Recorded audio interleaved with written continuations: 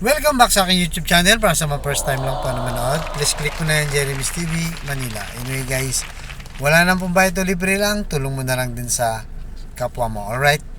Thank you very much po. So, nasa labas tayo ngayon guys. Oh. Nasa NLEX tayo. Kasama yung mga alaga ko. Yan. Ay. Ayan sila oh. Pupunta tayo ng probinsya guys. May reunion tayo dun sa Pampanga. So, yun nga guys, ang topic natin ngayon for today's video. Yorme, pinasaya yung mga nasunugan. Di ba? Nung nakaraan na binlag natin na itong si Chi at Chensa ay pumunta kagad, di ba? After na may masunugan dyan sa may San Andres, malapit lang yun sa amin sa Fitness Street. Wait na. Saglit na. Saglit na. Mga alaga ko medyo maingay. Pasensya na po. Kain ka. Kain ka. Ayun, pinakain ko lang. So, bago yan, shout out muna po sa mga Iskonians na patuloy na sumusuporta sa ating channel. Dito sa Maynila at sa labas ng Maynila, lalo na yung mga OFW natin mga kababayan. So, salamat po sa walang sawang suporta at mag-ingat po kayo. Ang dalangin ko po ay nasa mabuti kayong kalagayan. So, yun na nga guys. Dito sa video, makikita nyo itong si Yorme. Talagang yung charisma niya hindi pa rin nagbabago. At talaga namang napapasaya niya guys. Diba? Sa kabila ng mga nasunugan sila, diba? Nakakalungkot yan. Talagang trahedya sa buhay yan, yung back to zero ka. Ang hirap niyan, di ba? Problema mo na nga yung pagkain mo, yung hirap ka na sa buhay, mamawalan ka pa ng bahay. Pinakamahirap yan guys. Kaya pagdating ni Yorme, ito nagkanda gulo-gulo na guys. Pero yung tuwa, hindi mo mabibili ng pera at hindi mo matatawaran guys. Ganon pagka yung tao na alam ko lang tumutulong. Kaya talagang sobrang saya ng mga nasunugan dahil nga kung mga nabuhayin sila. Kaya sabi ni Yorme, huwag kayo mawalan ng pag-asa, di ba? Mawala man yung lahat ng pinundar nyo, pero importante yung buhay na isalba. Ibig sabihin walang namatay, salamat sa Diyos, di ba? Sabi niya may awa. Kumbaga napaka-importante yun na magkaroon ka ng pag-asa sa gitna ng mga kalamidad o trahedyang mga ganitong nakakalungkot isipin, di ba? So, ito na guys, ibibigay ko na sa inyo para makita nyo kung gaano kasi yung mga tao talagang si Yorme guys. At binigyan niya ng pera kahit pa paano pang simula, hindi man ganong kalaki pero at least, di ba, kahit wala siya sa pwesto, tumutulong talaga, di ba? So, tuloy-tuloy lang po tayo at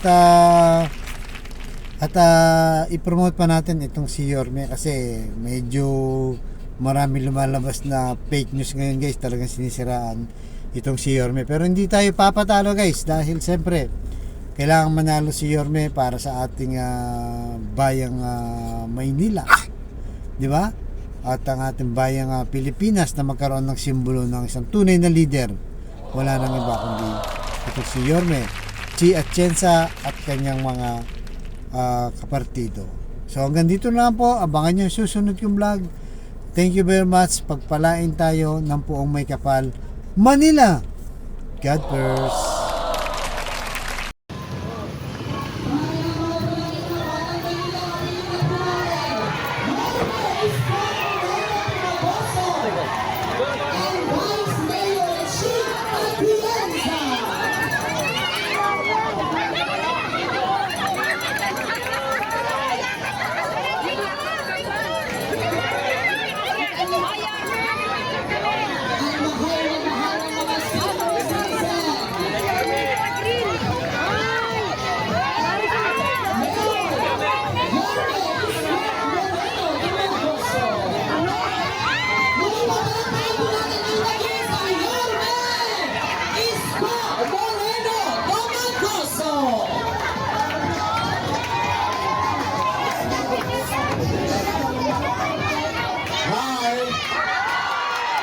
naririnig niyo sa likod? Nako, pasensya na kayo. Medyo nalate ako ng konti. Dahil galing ako sa Aport District. Nagyano kami, kausap ko yung mga lolo't lolo natin. Oh. Nakakain na ba kayo? Ano ka lang, lilipas din yan. Oh, buti naman, nakikita ko na yung mga ipin nyo. Alam ko, mahirap yung nangyari sa inyo. Nakakalungkot, ano? Pagka wala naman na disgrasya. Salamat sa Diyos. Yung gamit, yung mga thermos, plancha, balde, kalan, mapapalitan yon.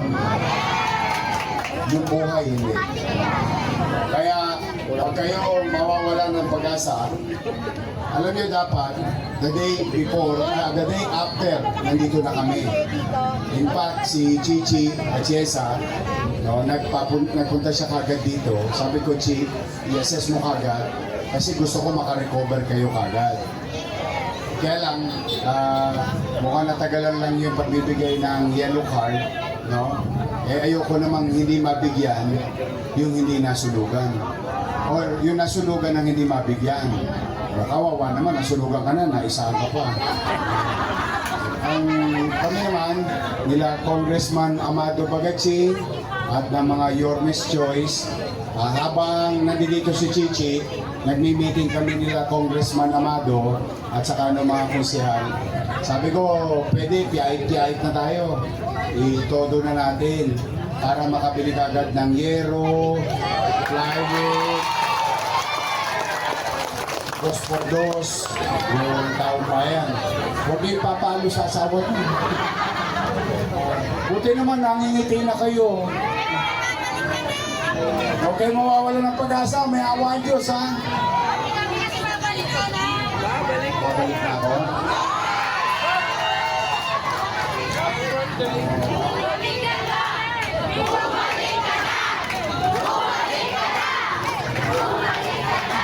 Bale, saka nyo naintindihin yun, ang importante muna ngayon, yung katayuan nyo. Kaya harap naman kami sa inyo. Ako, si Chichi, si Congressman Amado Bagatsing, at ang mga Yormes Choice. Harap naman kami sa inyo sa tamang panahon. Ngayon, harap kami sa inyo ngayon para makapagbigay man lang ng konting ngiti sa inyong mga labi. Mamaya, babalik kayo doon.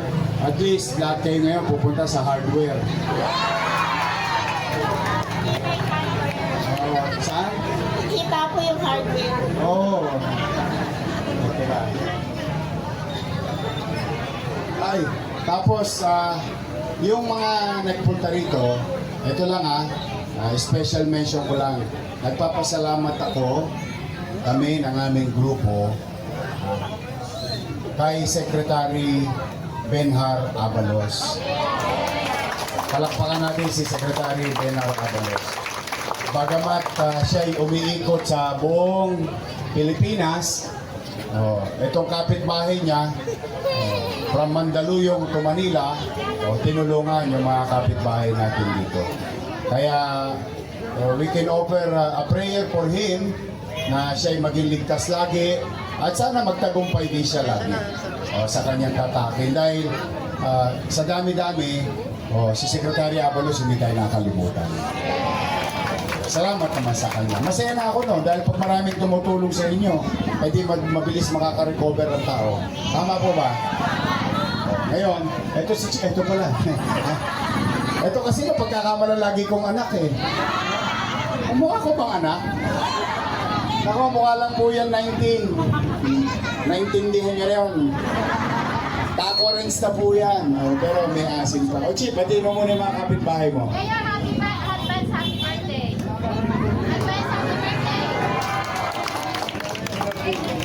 Kamusta kayong lahat, aking mga kapitbahay? Well, hindi. Tama yung sinabi ni Yorme. Mas maraming tumulong, mas mabilis kayo makakaroon sa nangyari. Pero nandito nga po ako nung nag-umpisa, nung pagkatapos ng sunog. At ginusto ni Yorme na pumunta sana right after. Kaso sinigurado nga na talagang makuha niyo muna yung yellow card. Pero anyway, ako'y proud na proud sa inyong lahat dahil alam ko ang mga batang bukid, kayang-kaya po ang kahit na anong mangyari sa buhay. Tatayo po tayo, magkasama, at alam ko kaya nyo ito. At nandito lamang kami kasama ninyo. Mahal na mahal po namin kayo lahat.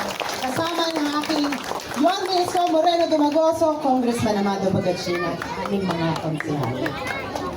Okay, kita nyo naman. Basta, sabi kasi lagi ni Chichi, siya daw ay taga Bukid. Napagkakamala siyang si Alice Guo. Lumaki sa farm. St. Andrews Field. Sa Tagalog, San Andres Bukid. Ayun, buti na, masaya na kayo. Sige, ganito ha. Basta, kami, ng aming grupo, ito, pagdadamutan ninyo itong nakayanan namin. Nagpiyait-piyait na kami dito. Bawat isang nasunugan, tatanggap ng 10,000 pesos.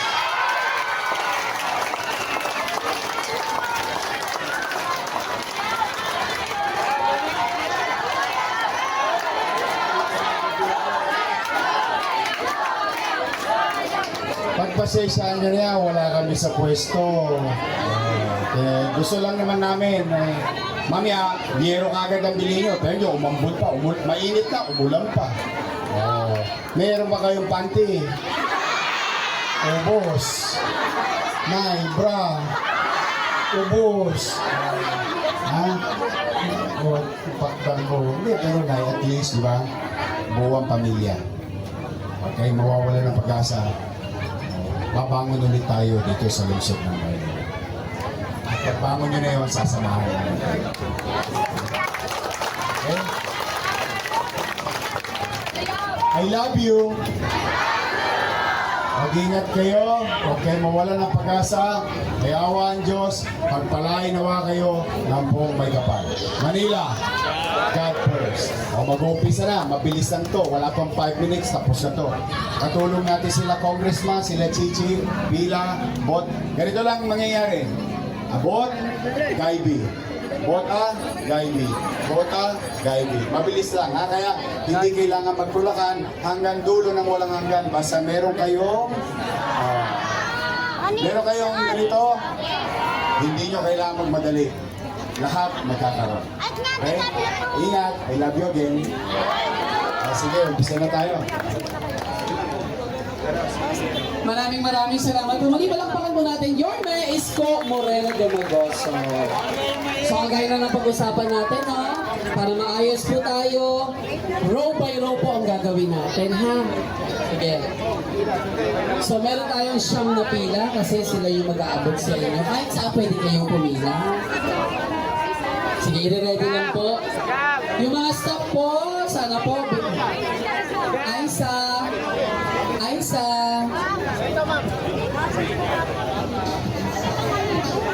Mga staff, lapitan nyo na yung mga concern natin sa sila ko and Yorme. I-clear lang po natin tong area na to. Isang ganun po, clear po. Please clear po natin. Yeah. Sige.